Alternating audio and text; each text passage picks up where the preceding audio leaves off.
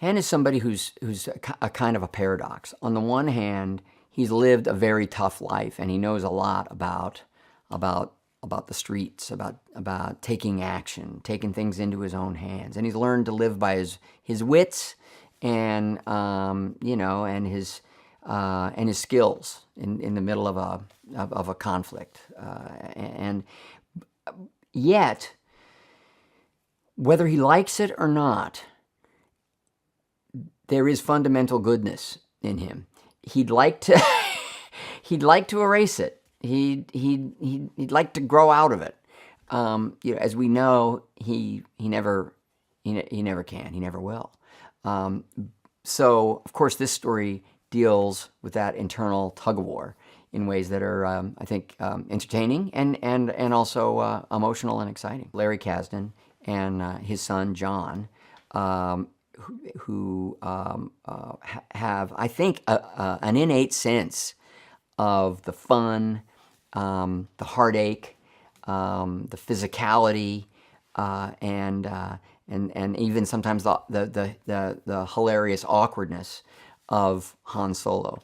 And they really brought it to the page in a detailed way that moves the character front and center. And that's what was exciting to me. Is this is a movie about this amazing journey, this rite of passage of this important legendary character in cinema, Han Solo. Lando is first and foremost just incredibly cool, but there's that twinkle in his eye. He's funny, he's entertaining, incredibly handsome, charismatic, and you just know he's playing his cards close to the vest. That there's more to that guy than we've ever been allowed to see before.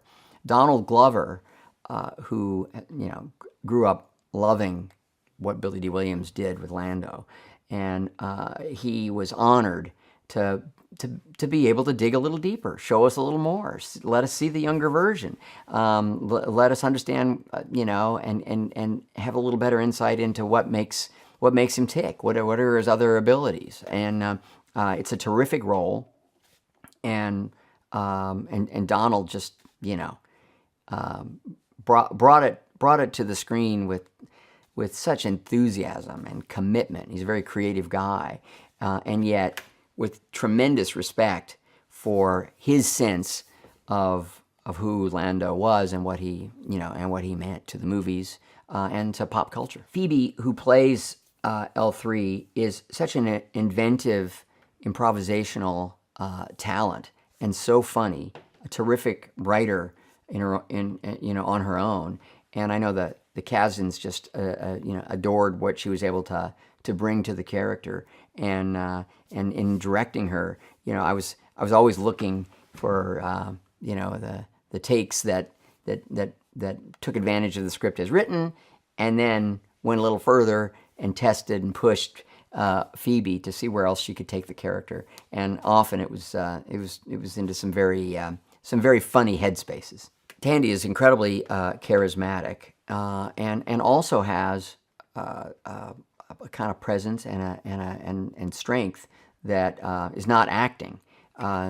Tandy is extremely intelligent, incredibly gracious, wildly talented, but nobody's pushover, and she lives by a code of ethics and principles that are very admirable.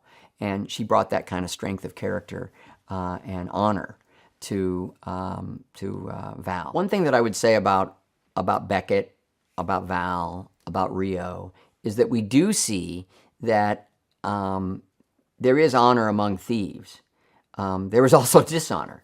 It's a paradox, but within it, these relationships are as complicated and as loaded with the possibility of real human connection and love, but also danger, betrayal, and disappointment.